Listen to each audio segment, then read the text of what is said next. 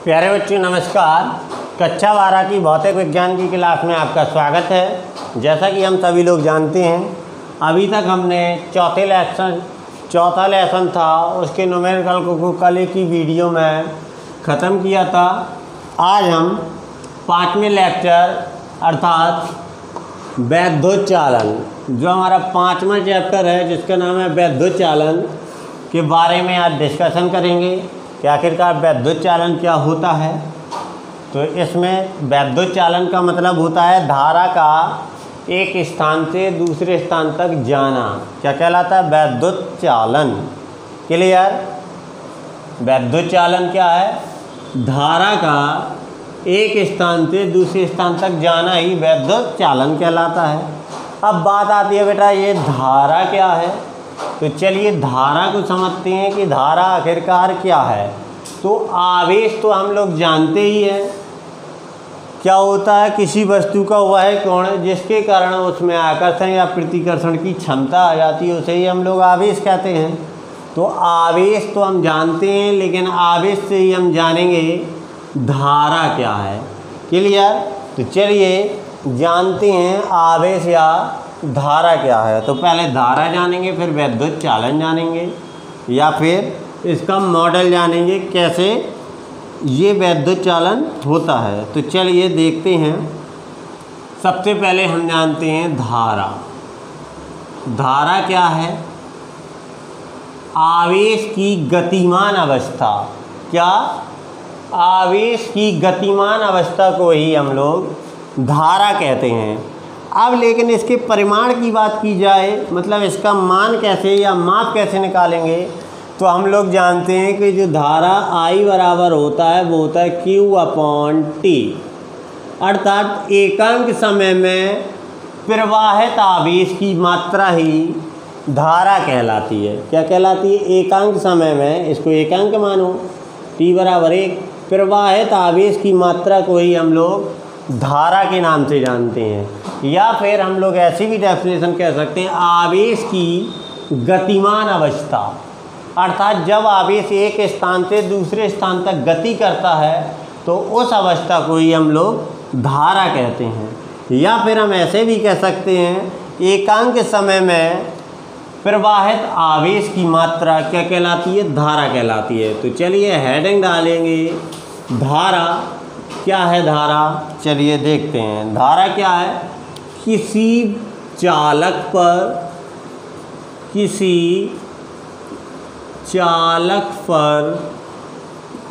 एकांक समय में प्रवाहित आवेश की मात्रा, एकांक समय में प्रवाहित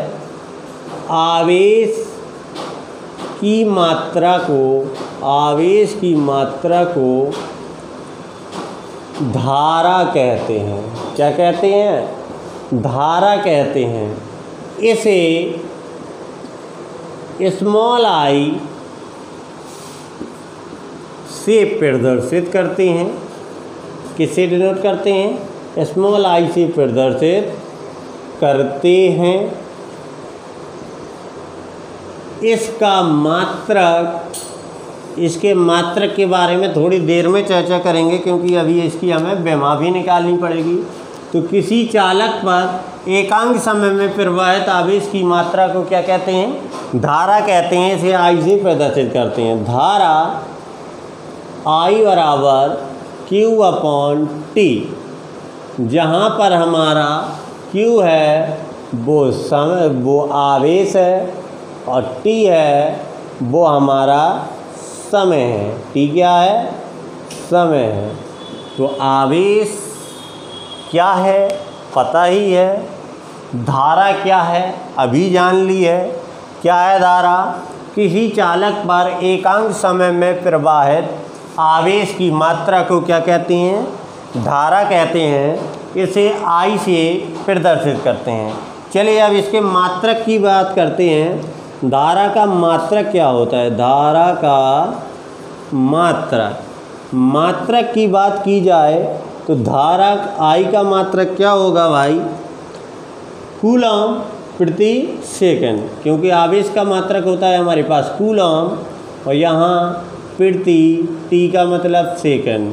तो एक तो ये हो गया, इसी को हम लोग एम्पियर के नाम से जानते हैं। बेटा एक बात याद रखें, जो भी मैं मात्रक बताता हूँ वो सारे के सारे SI मात्रक होते हैं, इंटरनेशनल सिस्टम वाले, ठीक है। जो संपूर्ण अंतर्राष्ट्रीय मात्रक होते हैं उन्हीं को मैं यहाँ पे बताता हूँ। जो भी मात्रक होते सब SI मात्रक होते, कूलम प्रति सेकंड या फिर एम्पियर कहते हैं, ठीक है।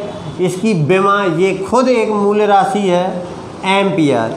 तो इसकी विमा की बात की जाएगी तो विमा तो ये अकेले दम पर हो जाएगी, अर्थात ए। धारा की विमा क्या होती है? ए होती है। तो ये कुछ हमारा धारा के बारे में था। अब इसके मात्रक अर्थात एम्पियर की परिभाषा के बारे में थोड़ा डिस्कस करते हैं। तो पहले एक बार और इसको रिपीट कर लीजिए। किसी चालक पर एकांक समय में जो प्रवाहित धारा की प्रवाहित आवेश की मात्रा होती है उसे क्या कहते हैं? धारा कहते हैं। अर्थात किसी चालक पर एकांक समय में प्रवाहित आवेश को धारा कहते हैं। इसे I से प्रदर्शित करते हैं।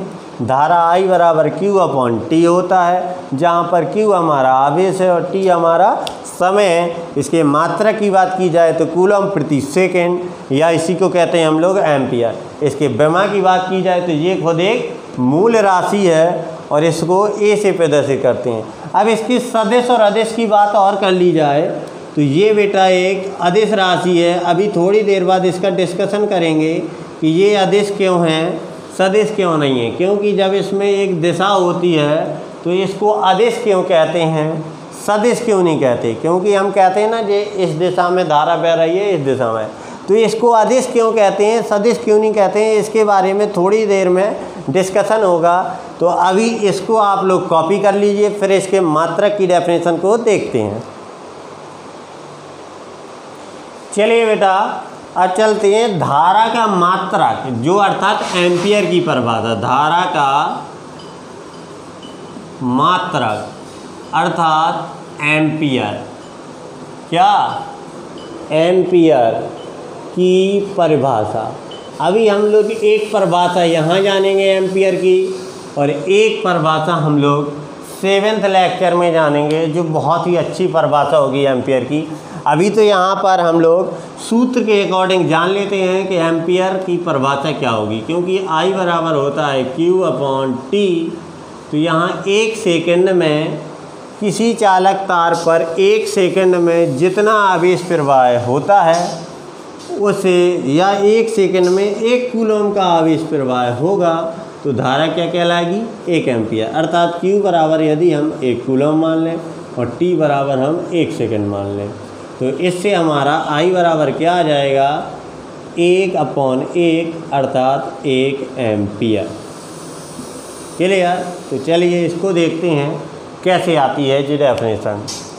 यदि किसी चालक तार पर 1 सेकंड में 1 कूलम आवेश प्रवाह होता है तो धारा 1 एम्पियर मानी जाती है। क्या? यदि किसी चालक तार में 1 सेकंड में 1 कूलम आवेश प्रवाह होता है तो धारा 1 एम्पियर की मानी जाती है। क्या है? यदि किसी चालक तार में, यदि किसी चालक तार में 1 सेकंड में 1 कूलम आवेश प्रवाह होता है, आवेश प्रवाह होता है तो धारा 1 एम्पियर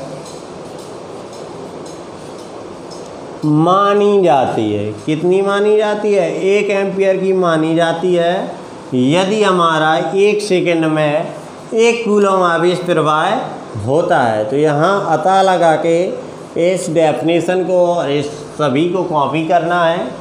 क्या कहलाता है? यदि 1 सेकंड में 1 कूलम आवेश प्रवाह होता है तो धारा 1 एम्पियर की मानी जाती है। चलिए इसको कॉपी कीजिए। इसके बाद देखते हैं कि धारा को अदिश राशि क्यों कहते हैं, सदिश क्यों नहीं कहते हैं। क्लियर? तो चलिए देखते हैं। चलिए बेटा आप देखते हैं, धारा एक अदिश राशि है, इसकी व्याख्या करते हैं। क्या हमारी हेडिंग होगी, धारा एक अदिश राशि है, अदिश राशि है। ठीक, इसकी व्याख्या करते हैं कि धारा एक अदिश राशि है तो क्यों है, क्योंकि उसमें दिशा होती है लेकिन फिर भी वो एक अदिश राशि है। तो बेटा जो उसकी दिशा होती है वो ओनली ये बताती है कि धनात्मक जो आवेश है वो इस दिशा में बह रहा है, वो धारा की दिशा नहीं बताती है, वो बताता है जो चिन्ह होता है वो धनावेश की दिशा को बताता है, ना कि धारा की दिशा को। क्लियर? और फिर एक बात और, सदिश राशियाँ वो राशियाँ कहलाती हैं जिसमें परिमाण हो, दिशा हो और सदिश योग नियम का पालन करें। मेन पॉइंट है, दो तो कभी कभी हो जाती हैं, दिशा हो जाती है, परिमाण हो जाता है, लेकिन सदिश योग नियम का पालन नहीं करती हैं। अब देखिए सदिश योग नियम क्या कहलाता है। सपोज कर लीजिए हमारे पास a बराबर 5 है और b बराबर, या a बराबर सपोज कर लो 3 है और b बराबर हमारे पास 4 है। ठीक है, तो इसका बीजगणितीय योग क्या होगा, बीजगणितीय योग, इसका जो बीजगणितीय योग होगा वो हमारा होगा 3 + 4 = 7 होगा। लेकिन इसका सदिश योग क्या होगा, सदिश योग होता है बेटा √ इसका स्क्वायर प्लस इसका स्क्वायर, और भी कुछ हो 3 4 तो सबके स्क्वायर। तो यहाँ से हमारा आएगा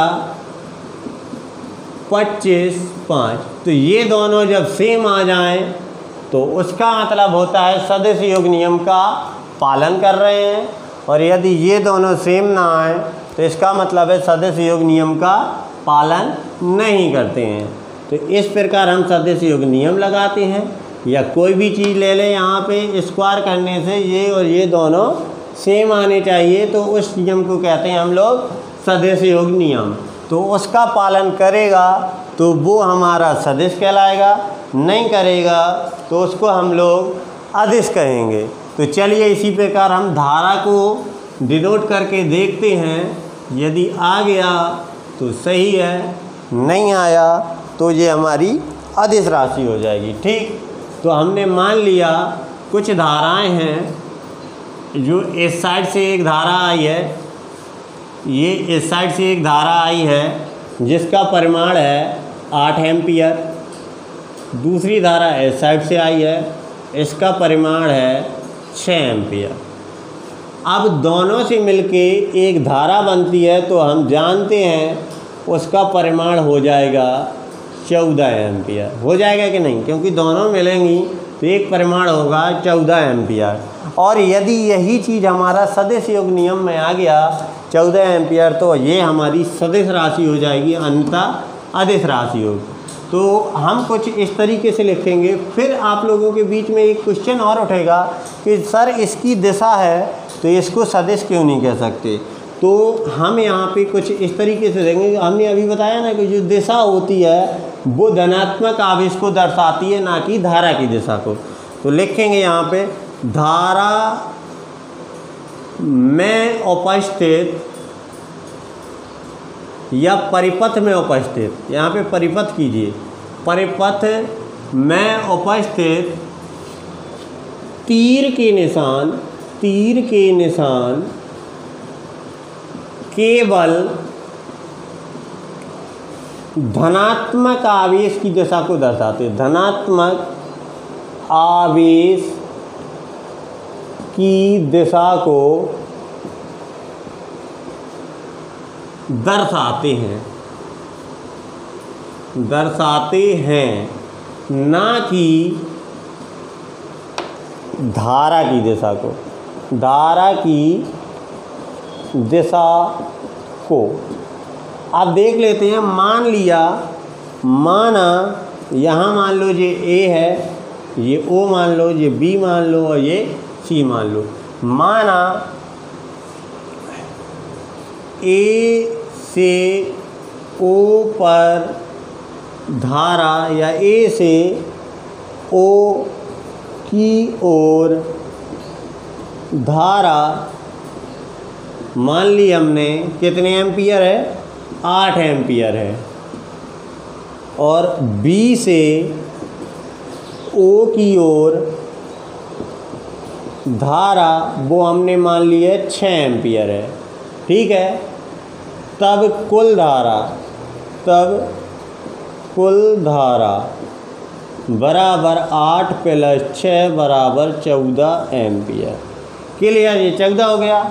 अब बीजगणितीय योग से तो ये आ गया। अब सदिश योग से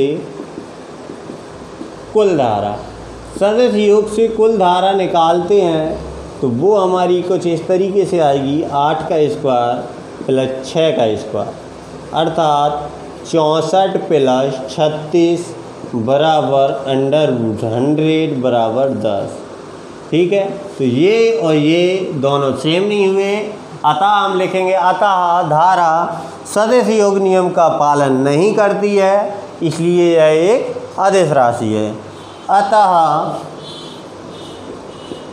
धारा सदिश योग, अब अतः क्यों कहा हमने, पहले एक और कंडीशन लिख दीजिए, क्योंकि जो 14 है वो बराबर नहीं हो सकता 10 एम्पियर के, ठीक है। अब लिखेंगे अतः धारा सदिश योग नियम का पालन नहीं करती है, अतः यह अदिश राशि है। क्योंकि हम जानते हैं कि मेन पॉइंट है सदिश योग नियम का पालन करना चाहिए, सदिश अदिश राशि है। तो ये कौन सी राशि हो गई भाई, अदिश राशि है। क्लियर, तो चलिए इसको नोट कीजिए। फिर इसके साथ ही हम देखते हैं अगला, धातुओं का इलेक्ट्रॉन मॉडल।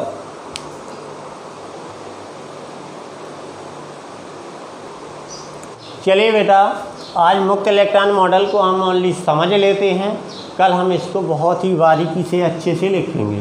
तो हम सभी लोग जानते हैं कि कोई भी धातु हो वो विद्युत की सुचालक होती है, लेकिन एक ऐसी धातु है पीबी लेड, जो लेड कहते हैं जिसे हम, ये विद्युत की कैसी होती है, कुचालक होती है। तो इसको छोड़ करके बाकी सब में मुक्त इलेक्ट्रॉन का मॉडल लागू होगा। तो चलिए देखते हैं मुक्त इलेक्ट्रॉन मॉडल क्या है। तो हम जानते हैं किसी भी परमाणु के नाभिक के नज़दीक कुछ इलेक्ट्रॉन होते हैं, कुछ दूर इलेक्ट्रॉन होते हैं। तो सपोज कर लीजिए ये नाभिक है, इसके नज़दीक कुछ इलेक्ट्रॉन ये हैं और ये हमारे पास कुछ दूर इलेक्ट्रॉन हैं। सपोज कर लो ये हैं अधिक दूरी पर इलेक्ट्रॉन, ये और ये कुछ नज़दीक इलेक्ट्रॉन हैं। तो जो नज़दीक इलेक्ट्रॉन होते हैं वो प्रबल बल द्वारा, जिसको आकर्षण बल कहते हैं, प्रबल आकर्षण बल द्वारा बंधे रहते हैं। और दूरे हैं, इन पर कम बल लगता है, इसलिए इनको अलग हम लोग कर सकते हैं। तो इन पर कम बल लगने के कारण इन्हें अलग किया जा सकता है या इन्हें तोड़ा जा सकता है। तो और ये अपनी कक्षाओं को छोड़कर चले जाते हैं। ये क्या है, दुर्बल बल लगता है और ये अपनी कक्षाओं को छोड़कर चले जाते हैं। इन्हीं इलेक्ट्रॉनों को कहते हैं हम लोग मुक्त इलेक्ट्रॉन। तो चलिए समझते हैं क्या है। तो इसको कुछ इस तरीके से हम लोग लिखेंगे कल कि नाभिक के नज़दीक कुछ इलेक्ट्रॉन रहते हैं जो वो प्रबल आकर्षण बल द्वारा बंधे रहते हैं, अर्थात इन्हें तोड़ना बहुत ही मुश्किल है। लेकिन नाभिक के दूरी पर, जो अत्यधिक दूरी पर इलेक्ट्रॉन होते हैं वो दुर्बल बंध द्वारा बंधे रहते हैं, अतः इन्हें तोड़ा जा सकता है। ये इलेक्ट्रॉन क्या करते हैं, ये इलेक्ट्रॉन अपनी कक्षाओं को छोड़कर दूसरी कक्षाओं में चले जाते हैं या फिर मुक्त हो जाते हैं, दूर की ओर मुक्त हो जाते हैं और पूरी धातु के अंदर अनियमित रूप से गति करते रहते हैं, अनियमित रूप से गति करते रहते हैं। इन्हीं इलेक्ट्रॉनों को हम लोग नाम देते हैं मुक्त इलेक्ट्रॉन। क्या कहते हैं, ये बाहरी वाली कक्षाओं में इलेक्ट्रॉन पाए जाते हैं जो अपनी कक्षाओं को छोड़कर अनियमित गति करने लगते हैं, इन्हीं इलेक्ट्रॉन को कहते हैं मुक्त इलेक्ट्रॉन कहते हैं। इन्हीं इलेक्ट्रॉनों के द्वारा बताया जाता है कि कौन सी धातु विद्युत की सुचालक है, कौन सी धातु विद्युत की कुचालक है। जिनमें ये इलेक्ट्रॉन अत्यधिक मात्रा में पाए जाते हैं उनको कहते हैं विद्युत की प्रबल सुचालक, और जिनमें कम मात्रा में पाए जाते हैं उनको कहते हैं विद्युत की कुचालक धातु। अर्थात किसी भी धातु का सुचालक और कुचालक का निर्धारण कौन करता है, मुक्त इलेक्ट्रॉन करते हैं। जितने ज़्यादा मुक्त इलेक्ट्रॉन होंगे उतनी ही ज़्यादा वो विद्युत की सुचालक होगी। जैसे मैं आप लोगों को बता दूं कि विद्युत की सबसे ज़्यादा सुचालक जो धातु है वो चांदी है। अब मैं पूछूं क्यों है, तो तुम आराम से कह सकते हो क्योंकि इसमें सबसे ज़्यादा मुक्त इलेक्ट्रॉन पाए जाते हैं, इसलिए इसको हम विद्युत की सबसे अच्छी सुचालक कहते हैं। मुक्त इलेक्ट्रॉन मॉडल को हम बहुत अच्छे से कल समझेंगे कि किसी नाभिक के नज़दीक जो इलेक्ट्रॉन होते हैं वो तो आकर्षण बल द्वारा बंधे, लेकिन जो दूरी पे होते हैं वो दुर्बल बंध द्वारा बंधे रहते हैं, इसलिए ये अपनी कक्षाओं को छोड़ करके पूरे परमाणु के अंदर अनियमित गति करते रहते हैं, और इन्हीं इलेक्ट्रॉनों को हम मुक्त इलेक्ट्रॉन कहते हैं। इन्हीं इलेक्ट्रॉनों के द्वारा धातु की सुचालक और कुचालकता की पहचान की जा सकती है। जितने अधिक इलेक्ट्रॉन होंगे उतनी ज़्यादा विद्युत की सुचालक, जितने कम इलेक्ट्रॉन होंगे उतनी विद्युत की कुचालक। हम कहें कि हमने अभी आप लोगों को बताया चांदी सबसे अच्छी सुचालक है, तो क्यों है, क्योंकि इसमें मुक्त इलेक्ट्रॉन पाए गए हैं। तो चलिए कल इसको बहुत अच्छे से विस्तार से समझेंगे। आज के लिए बस इतना ही। नमस्कार।